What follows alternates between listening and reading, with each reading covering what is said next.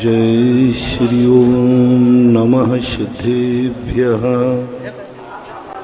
जय श्री ओम नमः सिद्धेभ्यः। सर्वमंगलमांगल्यं सर्वकल्याणकारकं प्रधानं सर्वधर्माणां जैनं जयतु शासनं।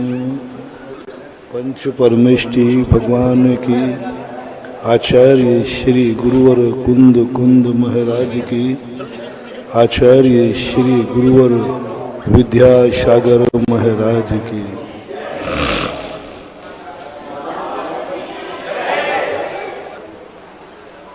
ये सारी सृष्टि जो है पुण्य और पाप के तबले पर नाचती है और नृत्य देखने वाला संसारी प्राणी होता है। कभी ये पृथ्वी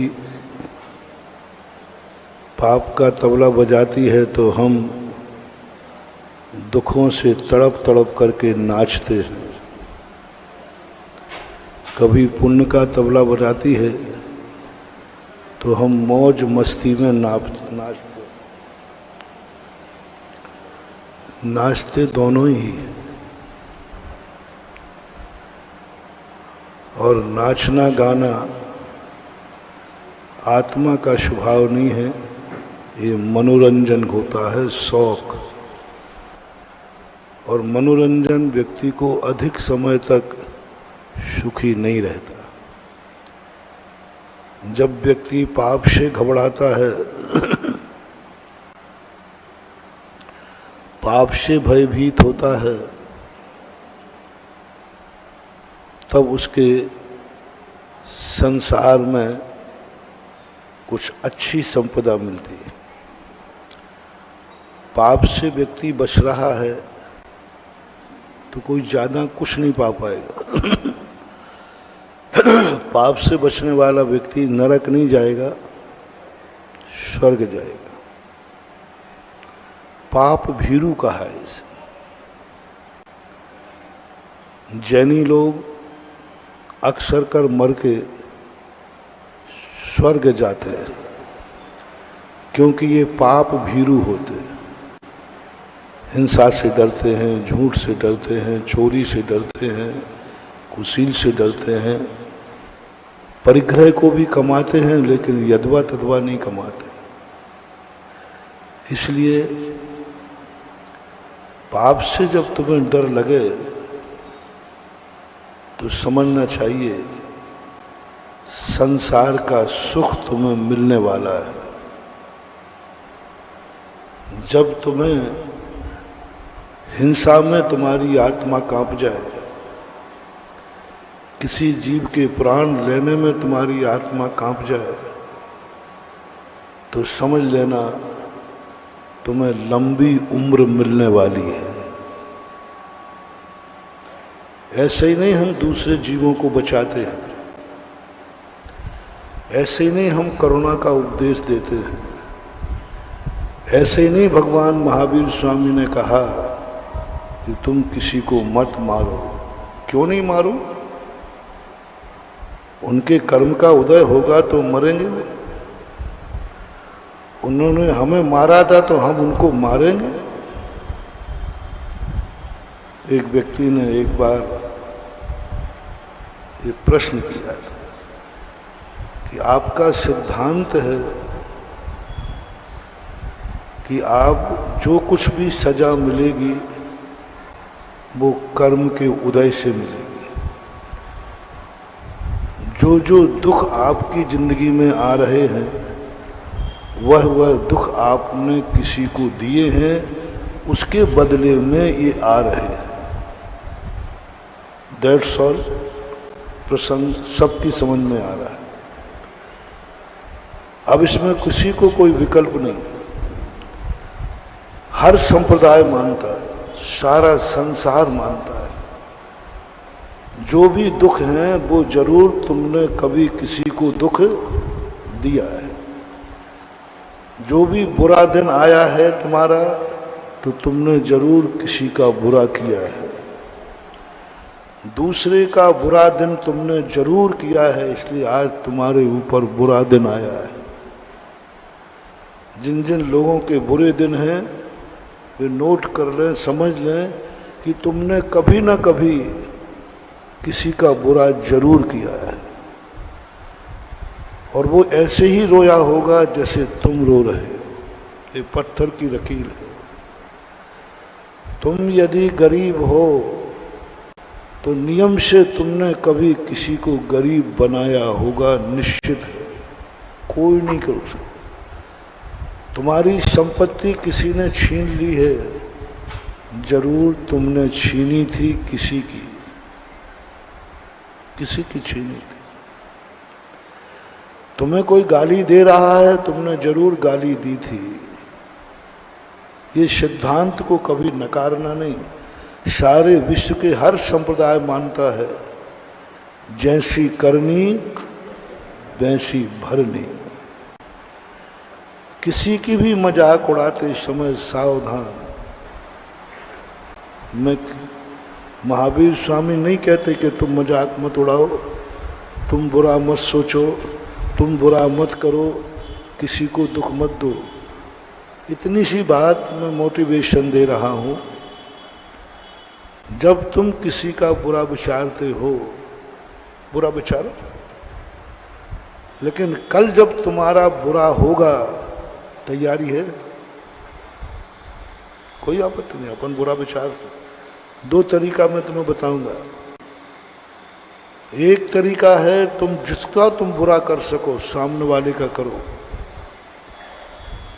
एक फार्म भर दो कि सारी दुनिया मेरा बुरा विचारेगी, मैं कभी भी दुखी नहीं होऊंगा।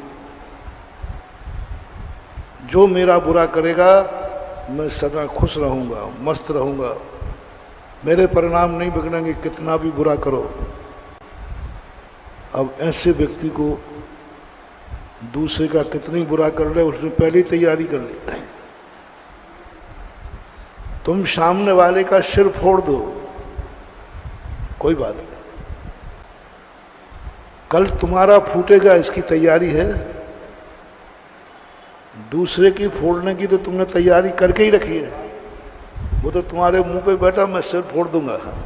गुस्सा आता है ना, वो तो मुझे कहने की जरूरत।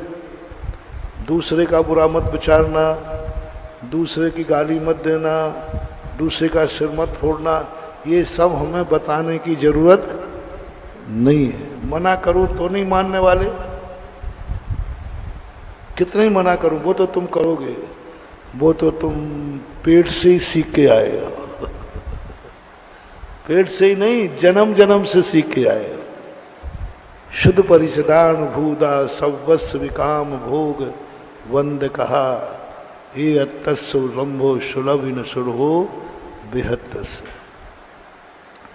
पूज्यवर कुंद कुंद भगवान ने कहा, संसार की बुराइयां किसी को सिखाने की जरूरत नहीं है, वो तो जन्म जन्म से सीखा ही हुआ है। आज तक किसी को गाली देने वाला कॉलेज नहीं है जहां गाली देना सिखाया जाता। परिणाम अच्छे करने के तो कॉलेज हैं, बुरे परिणाम करने की कोई शक नहीं। संसार के जितने कार्य हैं आज तक किसी ने सिखाए नहीं है, सब जन्म जन्म से सीखे हुए। रोटी मुंह से खाई जाती है, किसने सिखाया है? बोलो, कौन से कॉलेज में सीखा? पहले समय जब तुमने खाना उठाया तो कान में दिया होगा? नहीं। पहली बार भी जब गिलास गया तो कहाँ गया? आज तक किसी ने किसी को भोजन कहाँ से खाया जाता है ये किसी ने नहीं सिखाया, और सब खा गए। संसार की कोई भी क्रिया सिखाने की नहीं, सीख जाते। जो मैं सिखा रहा हूं, तुम मेरा यदि कहना नहीं मानते हो जिनवाणी माँ की बात नहीं मानते हो, महाराज आप कुछ भी करो, मैं तो हिंसा नहीं छोड़ूंगा, मैं तो गालियां दूंगा, गुस्सा आएगा तो मैं तो उसका मर्डर करूंगा, नरक मिलेगा तो बोले मिल जाने दो, जेल मिलेगा तो बोले मिल जाए। आप लोग ये सब बोलते हो, अरे भाई अरे हो जाएगा, लेकिन इसको तो निपटा के रहो, कोई बात नहीं। तुम झूठ बोलना नहीं छोड़ सकते हो, कोई बात नहीं। मैं बहुत सॉफ्ट हो रहा हूं आज तुम्हारे साथ हो रहा हूं। तुम जो नहीं कर छोड़ना चाहते मत छोड़ो, झूठ नहीं छोड़ना चाहते मत छोड़ो, कुशील नहीं छोड़ना चाहते मत छोड़ो, चोरी नहीं छोड़ना चाहते मत छोड़ो। दूसरे की संपत्ति पर तुम्हारी नीयत खराब होती है, करो। दूसरे की महिलाओं पर तुम्हारी नीयत खराब होती है, करो। बहुत देखो सॉफ्ट कॉर्नर दे रहा हूं, करो करो। तो तुम्हारी वैसे तुम नहीं मान रहे हो। जब क्या होता है, जब किसी को समझाओ नहीं माने ना, तो ज्यादा जिद नहीं करना चाहिए, फिर उसके पक्ष में हो जाओ। करो करो, शराब पीना है पियो, जुआ खेलना है खेलो, चोरी करना है करो। 5 पाप तुम्हें करना है, पहली बताओ, पहला पूछ लूं, 5 पाप छोड़ने को तैयार हो? हिंसा, झूठ, चोरी, कुशील, परिग्रह। बुरे विचार लाना बंद करोगे क्या? न बुरा विचारोगे, न बुरा देखोगे और न बुरा कहोगे। पहला उपदेश, चलो पहला दे दूं, नहीं तो मामला बिगड़ जाए। बुरा सोचना नहीं, बुरा देखना नहीं, बुरा बोलना नहीं, बुरा सुनना नहीं। सबका नियम मान लो आज से। ऐसे नहीं, ऐसे ऐसे कहते, वो तो मालूम है, क्योंकि बुरा विचार भी आएगा, दृष्टि बुराइयों पर उठेगी, मुंह से भी बुरा शब्द निकल सकता है, कान में भी बुरे शब्द आ सकते। कोई दावा नहीं कर सकता कि नहीं करूंगा, कोई दावा नहीं कर सकता, कोई नहीं कह सकता कि मैं नहीं करूंगा। सबको दूसरे के प्रति क्रोध नहीं आवे, कोई बात नहीं। चलो आज तुम्हें सब कुछ भी त्याग नहीं कराऊंगा। बुरा सोचो, बुरा देखो, बुरा बोलो, बुरा सुनो, बुरा करो, जो तुम्हें करना है चकड़दम करो। बस एक जवाब मैं दे रहा हूं, फिर तुम्हें छूट है। जब तुम्हारा बुरा होगा तो रोना मत। दूसरे का बुरा करते समय जितने हंस रहे हो, दूसरे का बुरा करते समय, जब तुम्हारा खुद का बुरा होगा इतनी हंसना, इतनी हंसना। देखो तुम्हें बहुत वीआईपी छूट दे रहा हूं आज। बस इतना सा कहना है, कोई सारा संसार मेरा बुरा विचारे, मैं उतना ही हंसूंगा जितना दूसरे को बुरा करते समय हंसता हूं। मैंने अपने बुरे की दिन की तैयारी कर ली है। मैं इसको मारूंगा, महाराज मैं मारूंगा, आप समझाना मत, कोई बात नहीं। बस कल तेरी भी उतनी पिटाई होगी, इसकी तैयारी क्या है? इसकी तैयारी क्या है? बस इतना बता, भागना मत। जैसे तुम सोच रहे हो भाग नहीं जाए उसे मुझे मारना है, ऐसे ही कल तुम्हें कोई मारने आएगा, भागना मत। जितनी तुम्हें खुशी उसको मारने की हो रही है, उतने जब तुम मरो तब तुम्हें खुशी होना चाहिए, ये तैयारी करो। जब तुम ठगे गए हो तब तुम्हें जितना दुख होता है, जब तुम किसी को ठग लेते हो जितने खुश होते हो, कोई बात नहीं, आप ठग सकते हो, झूठ बोल सकते हो, आप खूब ठगो जम के, असली का नकली, नकली का असली, खूब बेचो जम के, जितनी ठगाचड़ी कर सको करो। कैसा लगता है जब तुम किसी दूसरे को ठगते हो? तो कैसा लगता है बोलो? अच्छा लगता है। नकली माल असली के भाव बिक जाए तो मजा आता है, बहुत मजा आता है। आज देखो बहुत मजा आ गया, ऐसा बुद्धू फंसा, 1 लाख का माल था, 50,000 का माल था, 1 लाख में बुद्धू था, बड़ा आनंद आता है, मिठाइयाँ बढ़ती हैं, सब होता है। कोई बात नहीं, कोई बात नहीं। कल तुम ठगे जाओगे तो ऐसे ही मिठाई बांटना है, बस अब गड़बड़ नहीं करूंगा मैं। जब तुम ठगे जाओ तो इतनी खुश मनाना, इतनी आनंद, बोले आज मजा आ गया। बोले क्या? बोले मैं ठगा गया, क्योंकि मैं दुनिया को ठगता था, आज मैं भी ठगा गया, मजा आ गया। अब महाराज की दाल गलने वाली नहीं है, क्योंकि झांसी ठगियों का घर बन चुका है। हम दूसरे को ठगते थे, आज मुझे भी ठग लिया, आज मैं भी ठगा गया। इसका अर्थ है बाबा जी का जादू चलना बंद हो गया, कोई नहीं सुन रहा है। अभी तक तो मैं ही ठगता था, अब लोग मुझे भी ठगने लगे हैं। इसका अर्थ है कि बाजार अब ठगियों का बाजार हो गया। अब बाबा जी की दाल नहीं गलने वाली। कुछ नहीं, कितने कहो महाराज, अब तो यहाँ चोर चोर मौसेरे भाई है। जहाँ सारे चोर हों वहाँ साधुओं की दाल नहीं गलती। साधु वहाँ कुछ नहीं कर सकता। एक आध साहूकार हो तो बात बन जाए, लेकिन सारे चोर हों अब कोई बात नहीं। चलो मैं तुम्हारे साथ हूँ, कोई बात नहीं।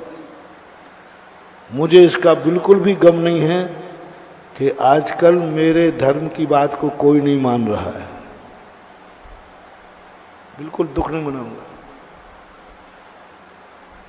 जिनवाणी की बात कोई नहीं मान रहा, मुझे कोई दुख नहीं। मैं माता से कह दूंगा, माँ ये झांसी इतनी अच्छी है, इतनी अच्छी है, इतने अच्छे स्थान तो वे नहीं है जहाँ धर्म है।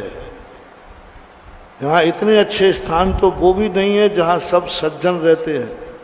झांसी सबसे अच्छी स्थान है।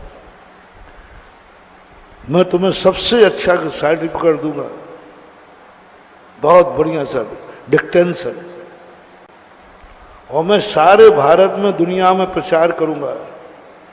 भगवान भी तुम्हें बुरा कहेंगे तो मैं कहूंगा नहीं भगवान आप गलत बोल रहे हो। झांसी जैसा अच्छा स्थान और झांसी वालों जैसे अच्छे लोग दुनिया में है ही नहीं, क्योंकि वहां पर ठगने पर ही खुश नहीं होते हैं, वहां के लोग ठगे जाए तब भी खुश होते हैं। अच्छे का सर्टिफिकेट दे रहा हूं, गड़बड़ मत कर। वहां गाली देकर ही खुश नहीं होते हैं, गाली सुनने पर भी खुश होते हैं।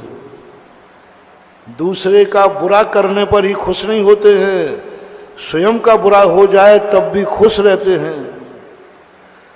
दूसरे का सिर फोड़ने में ही खुश नहीं होते हैं, स्वयं का फूट जाए तो भी खुश रहते हैं।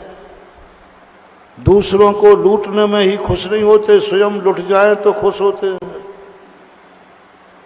ये सब ने पक्षपात छोड़ दिया है, कोई पक्षपात नहीं करता।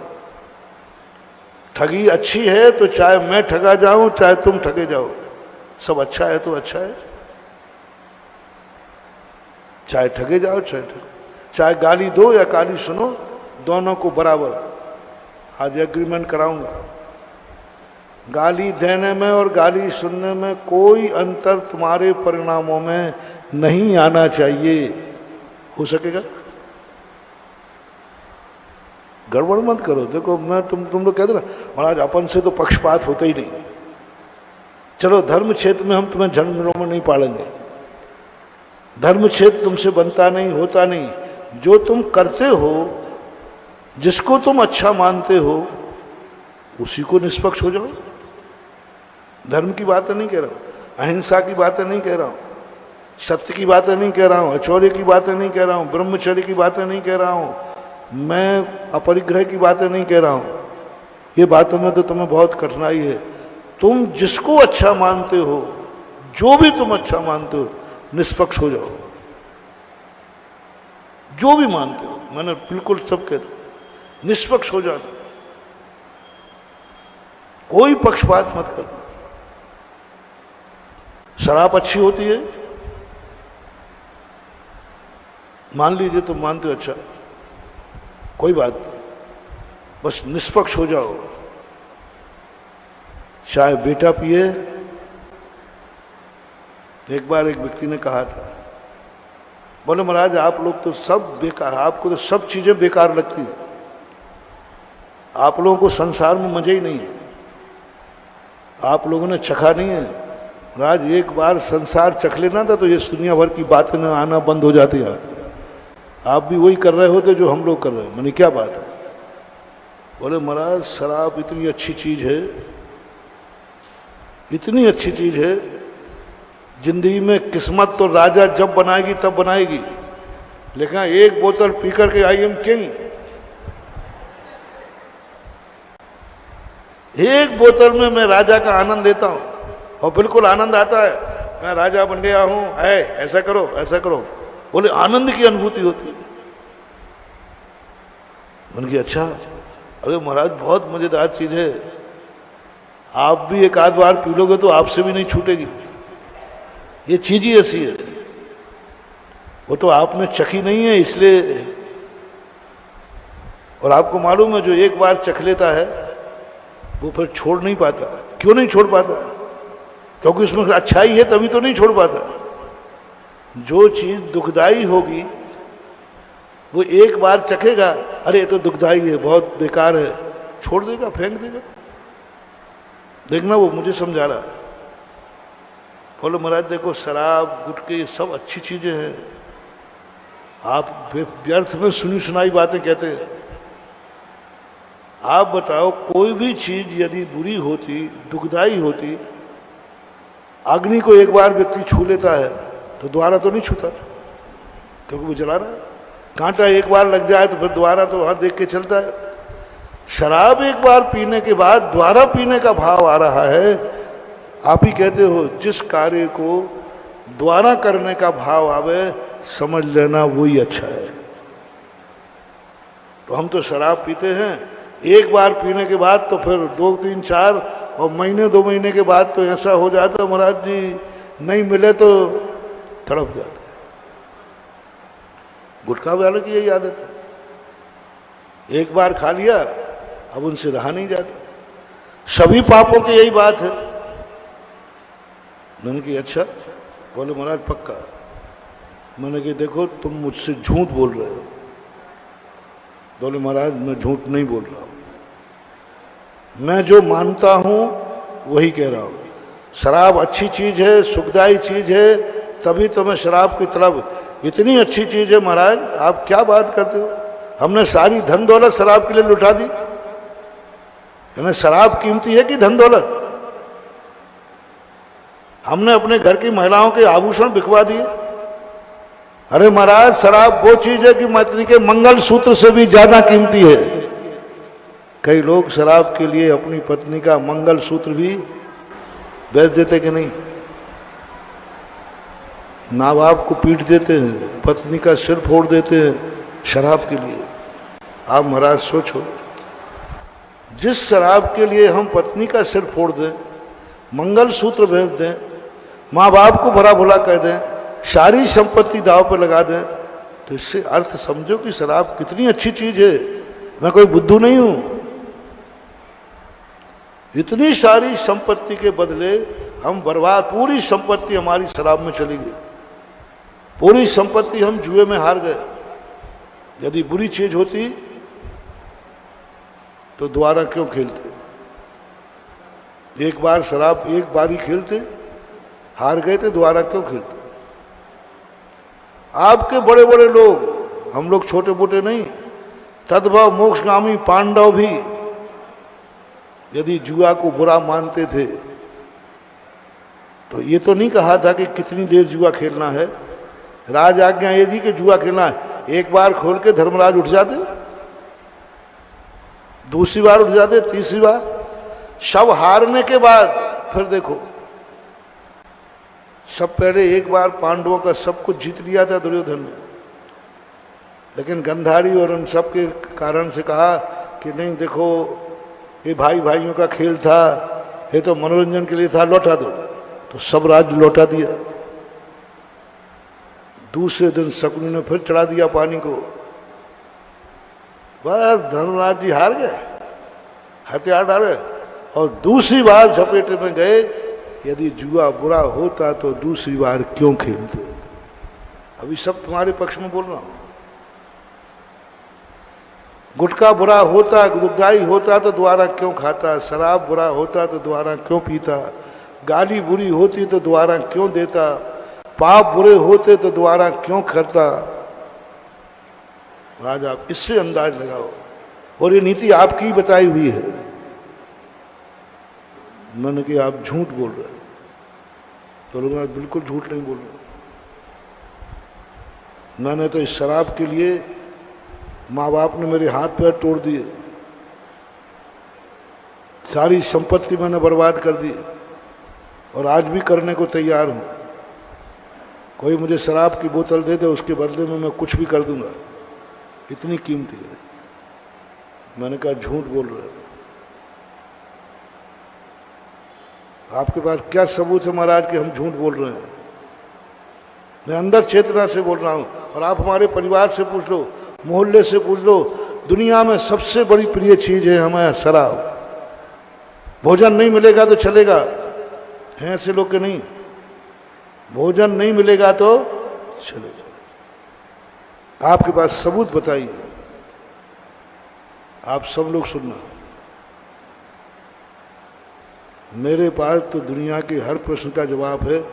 यदि जवाब नहीं होता ना तो शाम को जिज्ञासा में खुले प्रश्न का आह्वान नहीं देता है। पता नहीं कौन क्या प्रश्न कर दे। और मेरे पास ये प्रश्न आ गया, उसने स्टेज पर तो नहीं कहा, कमरे में कहा। मैंने कहा देखो साहब झूठ बोल रहे हो आप। बोले महाराज नहीं बोल रहा हूँ, नहीं बोल रहा हूँ, जिसकी सौगंध करो उसकी खाता हूँ। शराब अच्छी चीज है, बहुत अच्छी चीज है। और मेरा तो भाव है कि आप लोगों को भी लेना चाहिए। चिंता मत करना, मैं उद्दंडों से कभी बुरा नहीं मानता। मैंने कहा बेटा तू मुझे तक भी पिलाने की बात करता है, अब आज तुझे निपटाना ही पड़ेगा। मैंने तो सोचा था कि मेरी संगति में आकर तू शराब छोड़ देगा। तू तो मेरी संगति में आकर के मुझे भी अपनी लाइन में लगाने को तैयार है। हर पापी, हर व्यक्ति दूसरों को अपनी मेजॉरिटी में मिलाना चाहता है, सामने वाले के लिए। हम चाहते हैं कि तुम त्याग कर दो और तुम चाहते हो कि महाराज आप भी यहीं आ जाओ। पापी का ये लक्षण है। मोटिवेशन, जब तुम्हें किसी गुणवान को देख करके उस जैसा बनने का भाव आवे, समझ लेना तुम कितने भी पापी क्यों ना हो, तुम्हारे अच्छे दिन आने वाले हैं। रिपीट करता हूं, जब कोई बुराई तुम्हारे में है, जिसमें वो बुराई नहीं है, उसको देखकर तुम्हारा भाव आवे इस जैसा अच्छा आदमी मैं कब बनूंगा, समझ लेना तुम बहुत जल्दी अच्छे बनने वाले हो। अपन भगवान नहीं है, लेकिन कभी भगवान को देखकर ये भाव आ जाए, हे भगवान मैं भगवान कब बनूंगा, बहुत जल्दी भगवान बनोगे। महाराज को देखकर भाव आ जाए कि मैं महाराज कब बनूंगा। रात्रि भोजन को खान त्याग करने वाले का भाव आ जाए, देखो ये रात में नहीं खाता, मेरी ऐसी दिन कब आएगा जब मैं रात्रि छोड़ दूंगा।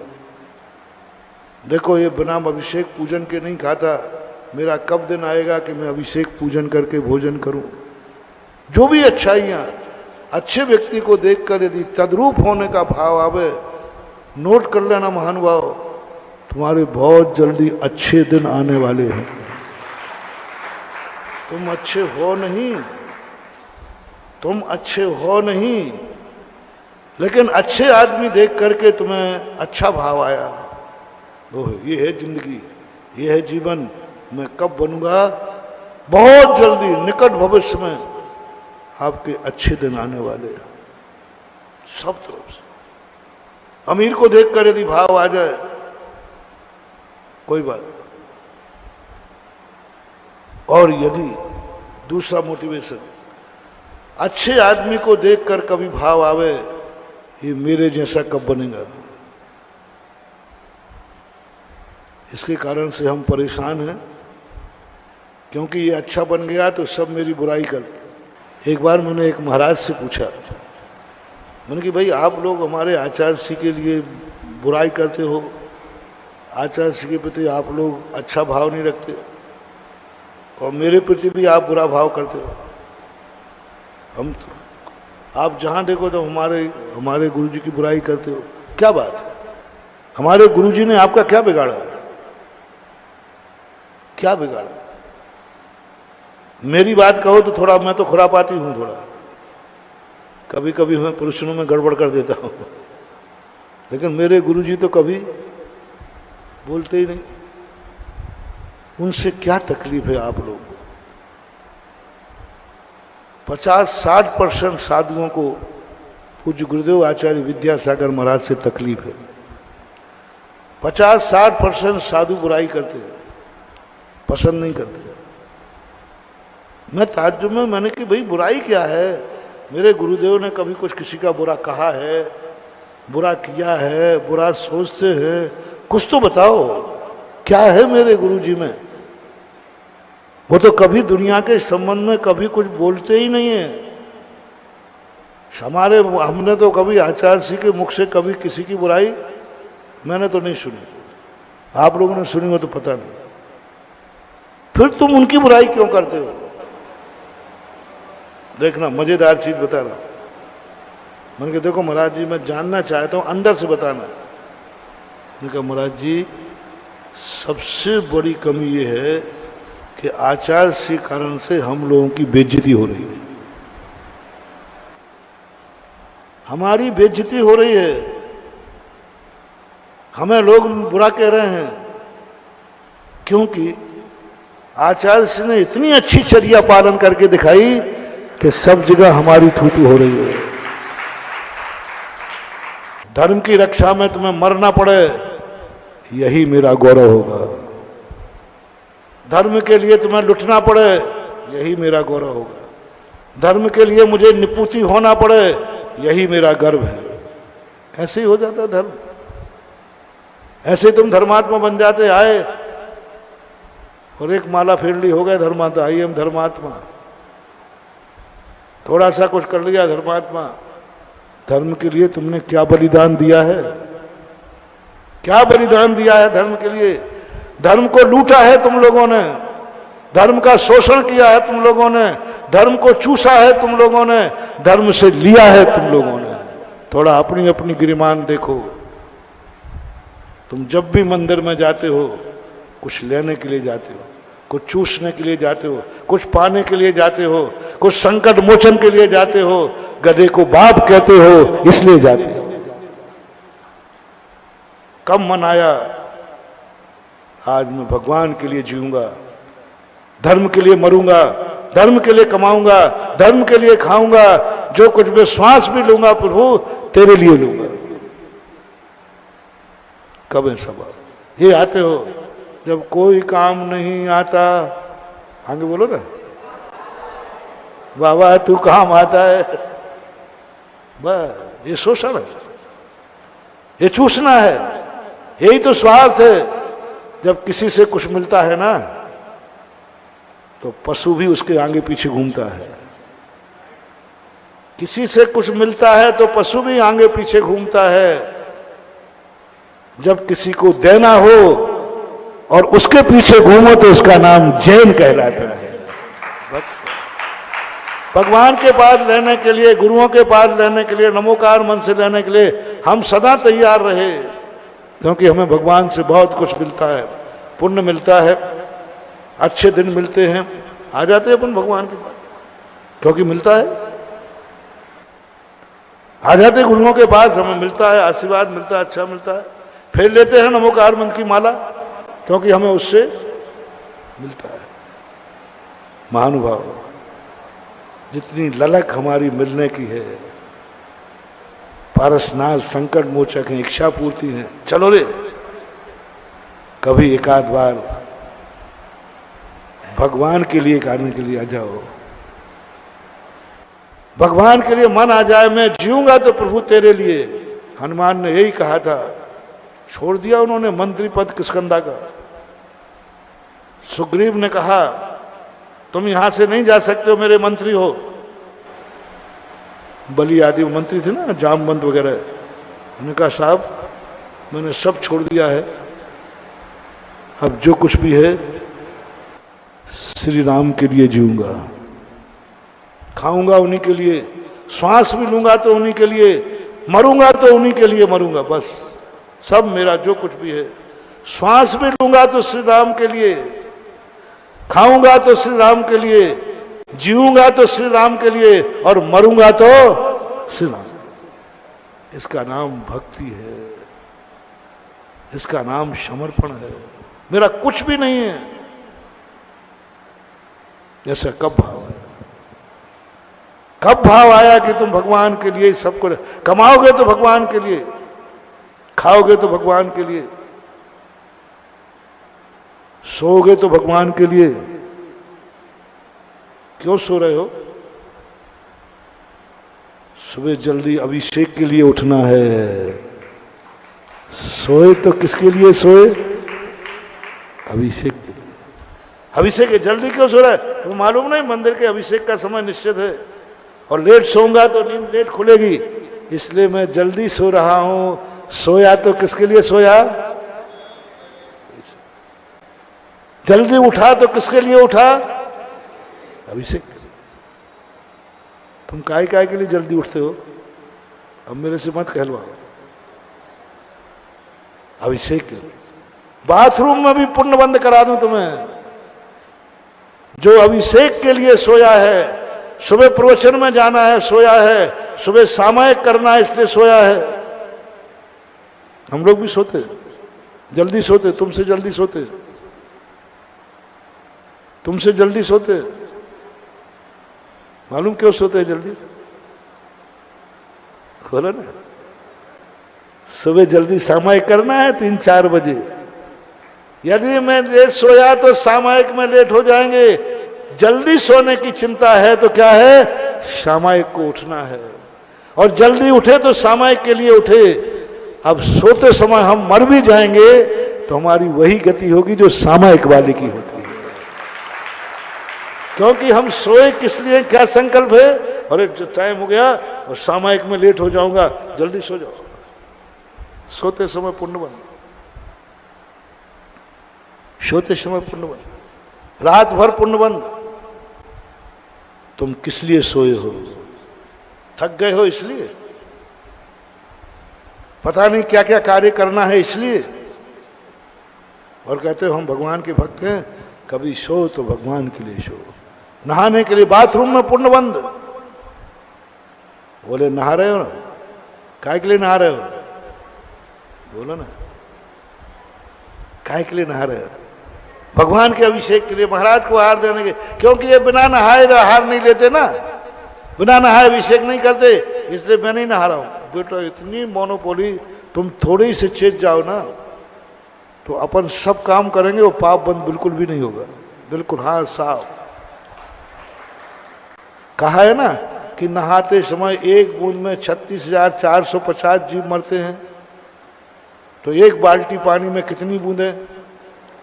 तो 36,450 जीव इतनी हत्याएं करते हो तब एक दिन नहाते हो। एक बूंद में 36,450, एक बाल्टी में नहा लेते हो। आजकल तो ज्यादा ही लगता है, चलो एक बाल्टी मान लेते। तो एक बाल्टी में कितनी बूंदें होंगी? एक आध दिन निकालना, बाल्टी रख लेना एक खाली, निकालना, उसमें 36,450 का गुणा कर देना। इतने जीवों की हत्या करते हो तब तुम एक बार में नहाते हो। बोलो हत्यारो, कहां तक बचोगे? एक दिन के नहाने की बात है। इतने जीवों की हत्या होती है तब तुम एक दिन नहाते हो। लाख उपाय करो, इस पाप से तुम बच नहीं सकते, और मैं बचा लूंगा। पहले मुझे वकील बनाओ, मैं क्यों फोकट में जी दूं? मुख्तियारनामा लिखो पहले। हाँ महाराज, मैं आपको आज से वकील बनाता हूं, मुझे बचाओ, नहीं तो हम तो मर जाएंगे। वकील बनाओ तो बचा दूंगा, मेरे ला की किताब है ये, मैं हूं, बचा लूंगा। तो पहले मुख्तियारनामा बनाओ, वकील बनाओ पहले। बोलो महाराज जी, हम आपको वकील बनाते हैं। वकील बनाने का अर्थ गुरु, यहां गुरु बोलते हैं अदालत में, वकील बोलते हैं, बात एक ही है। जो हमें सजा से बचावे उसी का नाम गुरु है, और उसी का नाम वकील है। यही है ना? वकील आप लोग क्यों करते हो? सजा से बचने के लिए, कि वकील मुझे सजा बचा लेगा। अरे ज्यादा नहीं तो कम से कम धाराएं कम तो करा देगा। ये तो आप लोगों का भाव। केस लड़ने का कारण ही है, सजा से बचा लेगा, नहीं बचा पाएगा तो गुरु भी यही करते हैं। गुरु यही करते हैं, लो मैं तुम्हें बचाता हूं, नहाना है, ठीक है, बोल दो आदे, महाराज जी मैं आज से नहीं नहाऊंगा, क्योंकि इसमें जीवों की हिंसा होती है, इतने जीव मरते हैं, इसलिए महाराज मैं नहाना छोड़ता हूं, आज के बाद नहीं नहाऊंगा। आपने कहा ना प्रवचन में, इतने जीव मरते हैं, आज से मेरा स्नान का त्याग। लेकिन महाराज जी पहले सुन लेना, मैं बिना अभिषेक के नहीं रहूंगा, और आपको हार दिए बिना भी नहीं रहूंगा। आपने कहा नहाने में इतने जीव में, मैंने छोड़ दिया, अब आप बिना नहाए हार लेना पड़ेगा, और बिना नहाए मैं भगवान का अभिषेक करूंगा, कपड़े भी नहीं धोऊंगा, क्योंकि जीवों की हिंसा है, हो तथा है। अब महाराज को पसीना आ गया, बोले महाराज नहाना तो छोड़ दिया क्योंकि आप नहीं बताया, लेकिन आहार देना नहीं छोड़ूंगा, अभिषेक करना नहीं छोड़ूंगा। तो वो तो बिना नहाए नहीं कर सकता। तो महाराज जी देख लो, पर मेरा गलती नहीं है, आपकी गलती है, आपके कहने पर नहाऊंगा। ओहो मजा आ गया। अभिषेक के लिए नहाते समय भी उतने जीव मरेंगे, लेकिन तुम्हें दोष नहीं लगेगा, क्योंकि अभिषेक के लिए नहाने की आज्ञा जिनवानी ने दी है। बोलो जिनवानी की आज्ञा मानना पाप है कि पुण्य? तो हम तो जिनवानी की आज्ञा मान रहे हैं, क्योंकि जिनवानी में लिखा बिना नहाए हार मत देना, बिना नहाए अभिषेक नहीं करना, इसलिए मैं नहा रहा हूं। मैं कौन सा पाप कर रहा हूं? बरी हो गए तुम। कितने में बरी हो गए? किसके लिए नहाना है? अभिषेक के लिए नहाना है। दोनों काम, दोनों हाथ में लड्डू। नहाना का नहाना हो गया और पाप का बंध नहीं हुआ, क्योंकि अभिषेक के लिए जो नहाते हैं वे नहाने का पाप नहीं बनता, उनको जिनवानी की आज्ञा का पालन करने का पुण्य लगता है, क्योंकि अभिषेक के लिए नहा रहे हो। इसलिए सम्यक दृष्टि कहता है मैं तो कुछ नहीं करूंगा, मैं तो प्रभु जीऊंगा आपके लिए, मरूंगा आपके लिए, कमाऊंगा आपके लिए। काय के लिए कमा रहे हो? प्रभु आपका मंदिर बनाना है, मुझे ये कार्य करना है, मुझे तीर्थ यात्रा करना है, सब चीज पर लेबल लगा दो, जैसा हनुमान ने लगा दिया। अब मेरा कुछ भी नहीं है। बताते हनुमान श्री राम के आने के बाद किष्किंधा नहीं गए, वैष्णो दर्शन, हमेशा उनके साथ ही बने रहे। क्यों बने रहे? क्योंकि उनके लिए जी रहे। तो ऐसा परिणाम अपना आ जाए, ऐसी स्थितियां बन जाए। लेकिन आज दुनिया इतनी स्वार्थी हो गई, अपने लिए सब कुछ को मिटाने को तैयार है, चूस रही है, भगवान से भी चूस रहे हैं हम। जितना मिल जाए ले लो, महाराजों से भी जितना मिल जाए ले लो, आशीर्वाद मिल जाए, मंत्र मिल जाए, तंत्र मिल जाए, ये चूसना कहलाता है। मां बाप से भी चूस लो जितना लेना है, मरने के पहले ले लो जितना मिल जाए, समेटो। हो रहा है कि नहीं? थोड़ा हाँ भरते जाए करो। अरे मरने वाले हैं, जल्दी दस्तखत करा लो, जल्दी दस्तखत करा लो, जल्दी चूस लो जितना चूसना है। हर व्यक्ति अपने से पूज्य पुरुष को, बड़े पुरुषों को चूस रहा है, यूज कर रहा है। बंधु, ये कला नहीं है। कला वह है जिसमें समर्पण हो, नहीं चूसने के लिए, नहीं देने के लिए। मैं मिटूंगा, मैं सब कुछ मिटा दूंगा, और आज के बाद जो कुछ भी होगा सब धर्म के लिए होगा। जैसे हनुमान ने, आप इसी प्रकार से अपना वो प्रसंग अभी स्टे करता हूं, वही शराब वाला। महाराज, हम लोग शराब को बहुत अच्छा मानते हैं, और है भी अच्छी। उसने सबूत दे दिया, यदि अच्छी नहीं होती तो हम दोबारा क्यों पीते। यदि उसमें कोई सुख नहीं मिलता तो शराबी व्यक्ति सब कुछ मिटाकर शराब क्यों पीता। ये दलील उसने दी थी। ये दलील याद रखना, भी अपन उसको सिद्ध करेंगे। जिस व्यक्ति ने मुझे चुनौती दे दी, महाराज एक आध बार आप भी लेके देखो, ये बहुत बड़ी चुनौती है। यानी उसने तो ये मान लिया कि मैं महाराज को भी पिला के रहूंगा, और मैंने कहा कि भाई ये यथार्थ की घटना है। मैंने कहा बेटा, यदि मेरा मुनिव्रत सच्चा है, यदि मैंने जैन धर्म को सच्चा स्वीकार किया है, और ये धर्म मेरी आत्मा की पर्याय है, तो ये मेरे पास आया है, शराब छोड़ के ही जाएगा। और वो कहता है, एक महाराज को मैं पिला भली नहीं पाऊं, लेकिन महाराज को चुप तो कर ही दूंगा। क्या जवाब देंगे? मैं कह रहा हूं कि अच्छा है, आप देख लीजिए, मैंने पत्नी का मंगलसूत्र तक बेच दिया शराब के लिए, मैंने पत्नी का सिर फोड़ दिया, माँ बाप से झगड़ा कर लिया, करोड़ों की संपत्ति शराब के लिए मिटा दी। इससे पता करो कि संपत्ति कितनी प्यारी होती है। उससे ज्यादा शराब प्यारी है। शराब का ज्यादा आनंद है इन सबके प्रति, इसलिए तो सब मिट जाते हैं। ये सबूत है, उसके बाद दलील है। अब देखो मैं क्या जवाब देता हूं। समय आपका बहुत अच्छा। एक दुर्घटना हो रही है देश के अंदर। अपन सोच रहे हैं, अपन बैठे, अरे वोटरों तुम बहुत सीधे हो, बहुत सीधे हो, सरकार बहुत बुद्धू बना रही है। अभी तक का नियम था, मरे हुए पशु ही निर्यात किए जाते थे, मांस। एक प्रस्ताव पास होने वाला है 17 तारीख को, जिसमें जिंदा पशु निर्यात किए जाएंगे, जीवित पशु, क्योंकि मरे हुए का मांस वहां तक जाके ठंडा हो जाता है। अब भारत देश जीवित पशु का निर्यात करेगा, जिंदा पशु का। अभी तो मरे हुए जाते थे, मांस जाता था, अब जिंदा जाएंगे। 17 तारीख को यह भारत पर कलंक लगने वाला है। सारे भारत के लोगों से मेरा कहना है, 17 तारीख के पहले पहले,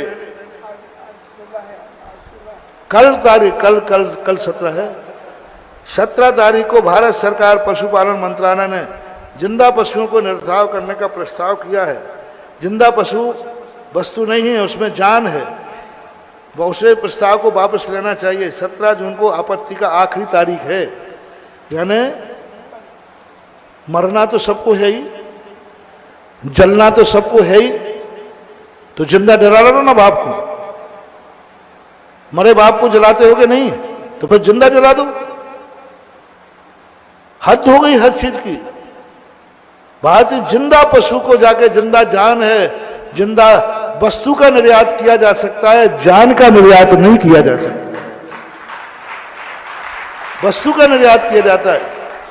डेड बॉडी चलो ठीक है, मार करके वस्तु बना दी, वस्तु बेची, तुम तो जिंदा बाप को बेच रहे हो, जीवित बाप को बेच रहे हो, जीवित गौ माता को बेचोगे, जीवित नंदी को बेचोगे, जीवित शंकर जी के नंदी को बेचोगे, जीवित आदिनाथ के चिन्ह को बेचोगे, जीवित अवस्था में बेचे। क्या हो गया इस देश को? कंगाली इतनी आ गई, पैसा इतना आ गया। आज जब पशुओं को जिंदा बेचा जा रहा है तो क्या बुराई है जो मनुष्यों को जिंदा निर्यात किया जाता है। जो चोर स्मगलर लोग जिंदा बच्चों को, जिंदा बच्चियों को निर्यात करते हैं, उनको क्यों अपराधी कहते हो? बंधुओं, ये तरीका एक दिन ये आ जाएगा कि जिंदा करते करते हम मनुष्यों को भी निर्यात चालू हो जाएगा। रोको, जागो, चेतो, सारी समाज चेतो, जैन चेतो, अजैन चेतो, हिंदू, वैष्णव सब चेतो। विश्व हिंदू परिषद, बजरंग दल, जैन दल, महासभा, महासभा, सारे भारत के लोग चेतो इसमें। जहां जहां तक मेरी आवाज जा रही है, जो जो आज मेरा प्रवचन सुन रहे हैं, आप दिन भर में मोबाइल चलाते हैं, आज की व्हाट्सएप जो मैं बोल रहा हूं, इसको सारे भारत में फैलाना है 2 घंटे के अंदर। हर व्यक्ति को फैलाना है और उससे कह देना जो सुनेगा वो आगे भेजे, वो आगे भेजे और सारे भारत से कहे जिंदा पशुओं के निर्यात पर इतनी आपत्ति लग जाए कि 1.25 अरब की जनता है तो 1.5 अरब आपत्तियां लग जाना चाहिए। ये नहीं होने। नरेंद्र मोदी से मैं कहना चाहूंगा, आपसे बहुत बड़ी उम्मीद थी।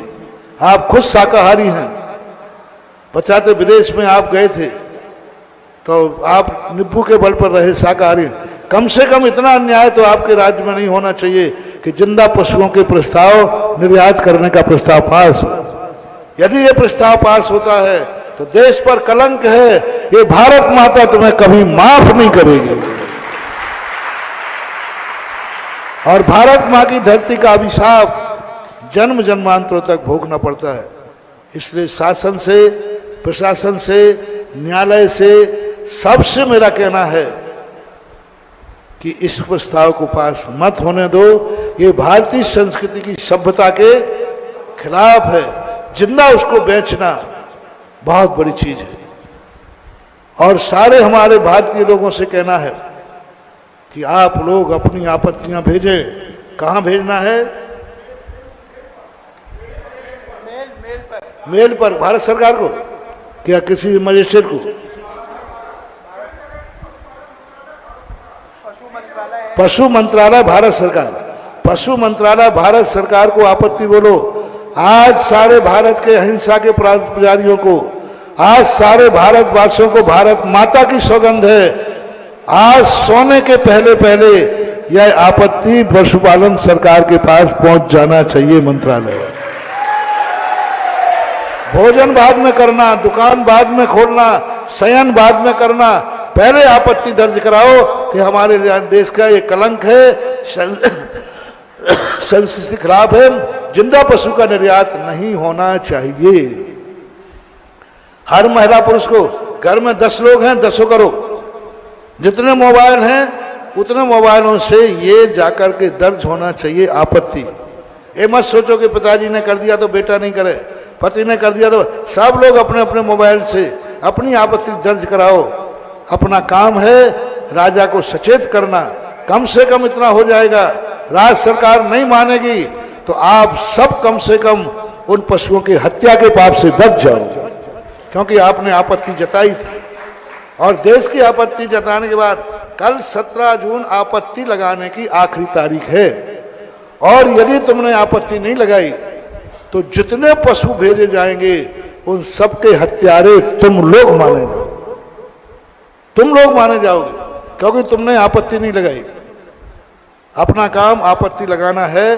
तो जहां जो सुन रहे हैं, जिनके पास मेरा सुन रहे हैं, सबके पास मोबाइल हैं, सबको आज की आवाज, मेरी आवाज को प्रत्येक भारत के कोने कोने तक पहुंचा दो।